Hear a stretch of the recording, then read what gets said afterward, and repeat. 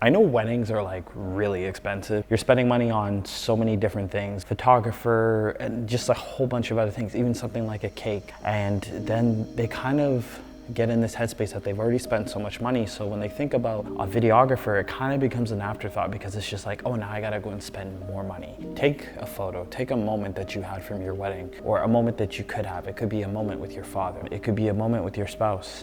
And then take that moment, add sound to it, add movement to it, add the next 10 seconds that happen after that one picture, that one frame that you saw. And that's what video is. It's always like the 10 seconds after or the 10 seconds before that really paint a different picture and kind of create a different vibe that you're just not gonna get with photography. I think photographers and videographers serve like two different purposes. I feel like if you're getting a good wedding video, you should have one that's short and then you should have one that's kind of like a doc edit. And that doc edit should include a lot of more natural moments where you could just actually watch your wedding day, how it actually happened. I want you to time travel with me for a second. Imagine it's 20 years after. Some people are here with us. Some people are not. How much would you pay to be able to watch back certain moments with special loved ones? Try to look at your wedding video, not just about your day, not just about the moment you're getting married, but it's also the people that you have there. That's where my head's at when I'm filming a wedding. It's more of like a legacy film, I call it that. That's one thing that you obviously get in photos, but in photos, you're not going to hear them speak. And then also things like speeches. Think about your reception when people are speaking. Back in 2018, I had 2 weddings, and this happened twice that year. The father at the wedding spoke. He did a full-on speech. Bride and groom at this wedding were giving me a hard time because they had no sound, like no DJ, so there was no sound I could plug into. So I had to mic everybody. And they were kind of drunk at this point, so they were kind of like, I don't want to put on a microphone. But I insisted on doing this. I insisted on putting the microphone on the dad. 2 weeks after the wedding, he passed away out of the blue. And it's not like he had an ongoing sickness, it just happened. And they messaged me and called me like, do you have any footage of our father? And I said, yes, I do. I have all those in-between moments in the morning as they were getting ready where I'm just kind of filming them. I'm not telling them to do something for me, I'm just filming them. So I had moments of the father there, and then I had his whole entire speech, and also, professionally recorded audio. He was lit, I had him like lit well with a light, and so now they have that forever. And that footage still holds up till this day. That's a big one for me. I think even for myself, when I think about getting a wedding video, like that's big for me. So I think that's something you should really think about. It's not just about I know you have to eat the cost now, but just think about what it's gonna mean to you years from now. What is the price that you put on that? So here's an actual interesting take, but honestly, wedding videography is not that expensive. And I know you're gonna say it is. It's really not for what it is. There's a lot more that goes into video when we're actually shooting.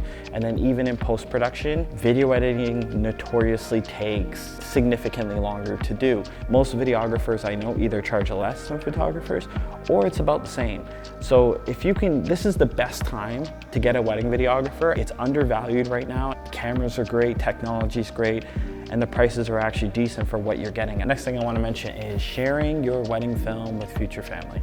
If you're the type of person that decides that you're going to expand your family in the future, yes, they can watch your wedding video, but I guess depending on who you hire, there's a lot of wedding videographers that are they do more storytelling, or they do more wedding films that are based on you guys and how you came. I'll speak for myself. This is how I approach wedding films. So for me, how I approach wedding films is I will tell your story, and then I will try to kind of give some build up on how you got to this day. And that way, when you go to show your wedding film to your kids, they're not just getting like, oh, this was a day that we had a party where we got together. It's kind of like, this is how we came, this is our love story, this is how we came to be, and here's the day, like what that resembles type thing. That's how I approach a wedding film.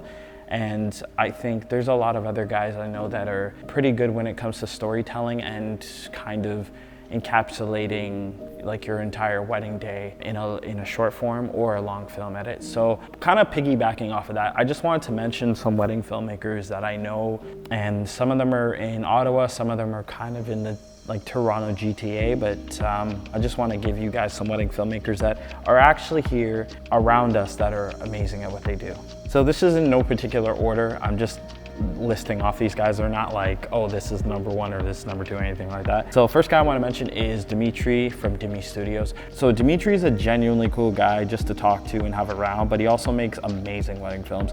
He once said to me, bro, I hate when wedding films look too clean. He's like, my stuff, I want it to look like a complete mess. His exact words.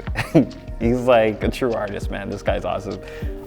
Many times I've called Dimitri during his editing, and I can say that he puts a lot of time and love into something as short as your trailer. I've called him and he's sitting there editing a trailer for like 8 hours. This guy puts love into like every minute of your wedding film, so he's great. I've worked with him, so I've gone through some of his footage, and I can tell that like bride and groom actually like having his company. Amazing wedding films.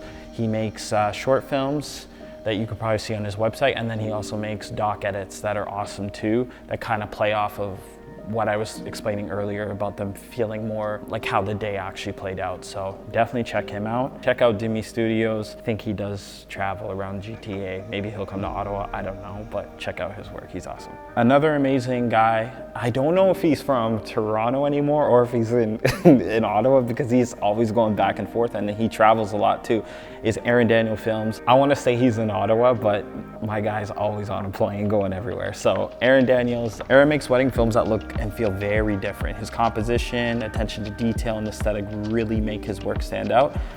He's a very soft-spoken guy, works like a ninja, knows how to be present at your wedding, but not intrusive. I actually had to work with him at a wedding once, and I learned a few things from him, just kind of blending more into the background.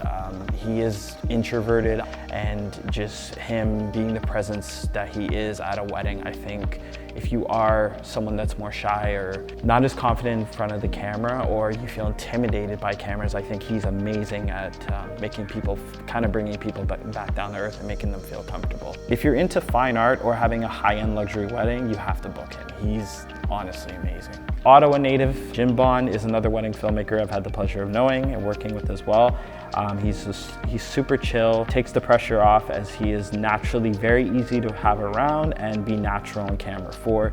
His shooting style is very candid, and his color grading style is more true to life if you want a more natural look. So another awesome wedding videographer, I've met her in passing a few times and I know of her work, is Dear Darling Films. Can't miss her, Natasha. She's another amazing wedding videographer in Ottawa. She was recently nominated for Love Stories TV Intimate Film of the Year Award. Her team is also special, as it consists of all females, which is a special formation not often seen in a male-dominated line of work. Honestly speaking, man, like, one, it's very rare to find female wedding videographers. I'm noticing there's a few in Ottawa now, but Natasha was one of the first I saw that was kind of doing it and doing an amazing job at it. So if you want to check out her team, it's a full female team. I can't speak on the rest of her team. I haven't met the rest of her team, but I've met Natasha. She's very passionate about what she does, and she's awesome at it as well. So those are a few wedding filmmakers I know that I've either worked with or come into close contact with. And I think all these people prioritized all the things that I kind of mentioned earlier. If you guys have any questions for me in terms of videography, wedding videography, let me know. And I hope this video was helpful and insightful. And yeah, happy wedding planning.